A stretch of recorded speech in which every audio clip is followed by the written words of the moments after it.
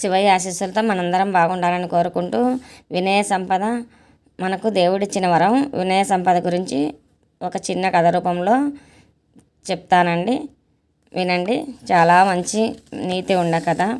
ప్రతి వ్యక్తిలోనూ ఏవో ప్రతిభా పాటవాలు ఉంటూనే ఉంటాయి. కొందరికి బయట పెట్టే అవకాశాలు ఉండవు, కొందరికి ఉంటుంది. అలా అవకాశం ఉన్నవారు తమకు ఇంకా తిరుగులేదని విర్రవీగకూడదు. అలా విర్రవీగితే ఏదో విధంగా మనకు ఆశాభంగమే అవుతుంది. ప్రసీద అంటే ప్రసన్నం అవు అని అర్థం. అలా ప్రసన్నం అవగా మనం పొందినదే ప్రసాదం. మన ప్రతిభా పాటవాలకు ప్రతిఫలంగా భగవత్ ప్రసాదాన్ని వినయంతో కళ్ళకద్దుకొని స్వీకరించాలి. సమయం వచ్చినప్పుడు వాటిని ప్రదర్శించాలి, కానీ దర్పంతో కాదు. దర్పంతో పరమశివునిపై పుష్పబాణం వేసిన కందర్పుని దర్పం పరమశివుడు అణిచివేయలేదా? వీళ్ళొక బిచ్చగాళ్ళు, వీళ్ళని హతమార్చడం ఒక లెక్క అనుకున్న కంసుడి కొలువులో ఉన్న చాణూరుడు, ముష్టికుడు, మల్లయోధుల్ని కూడా బాలురైన శ్రీ కృష్ణ బలరాములు హతమార్చలేదా? తనకు తిరుగులేదనుకున్న సింహబలుడైన కీచకుణ్ణి అజ్ఞాతంలో ఒక వంటవాని రూపంలో ఉన్న భీముడు యమపురికి పంపలేదా? ఇటువంటి ఉదాహరణలు కోకొల్లలు. ప్రతిభా పాటవాలు ఉన్నందుకు భగవంతుని పట్ల కృతజ్ఞతా భావనతో ఉండాలి. ఇతరులకు ఆదర్శంగా, మార్గదర్శకంగా వహిస్తున్నట్లు ఉండాలి. ఒక కసురుకాయ క్రమేణా పెద్దదై పండుగా మారినప్పుడు ఆ కొమ్మ బరువుకి వంగినట్లుగా మనిషి ఎదుగుతున్న కొద్దీ ఒదిగి ఉండాలని పెద్దలు చెప్తారు.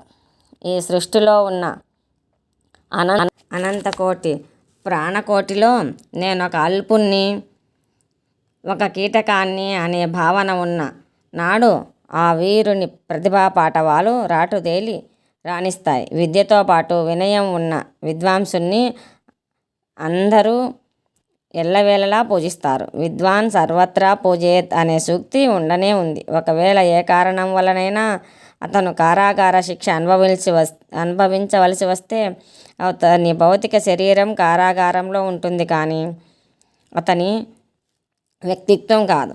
కంచర్ల గోపన్న అనే భద్రాచల రామదాసు తన రామ లక్ష్మణులపై రాసిన కీర్తనలన్నీ కారాగారంలోనే రాశాడు. అవివేకులైన, అసూయపరులైన కొందరు అగౌరవపరిచిన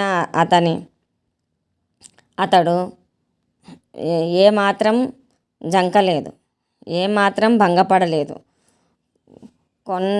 కొండ అద్దమందు కొంచెమే ఉండదా అంటాడు మన యోగి వేమన. ఏ విద్వాంసుడు ఏ రంగాలలో కృషి చేసి నిష్ణాతులై బహుమతులు పొంది బహుమంది మతులు పోగొట్టినా అలా బహుమతులు పొందడం దైవానుగ్రహం అనుకొని వినయంగా ఉండాలి. ఎన్ని గొప్ప పథకాలు సాధించినా అవన్నీ తమ ప్రతిభా పాటవాలే అనుకుంటే ఆ పథకాలే వారి పతనానికి హేతువవుతాయి. అలా అని అతి వినయం ధూర్త లక్షణం. అతి వినయం కూడా అంత మంచిది కాదని చెప్తారు పెద్దలు. ఇలా మనము వినయ సంపద గురించి తెలుసుకొని మనము దైవభక్తికి పాత్రలు కావాలని, మన చేతుల్లో ఏమీ లేదు, అంతా నడిపించేది అంత శివయ్య.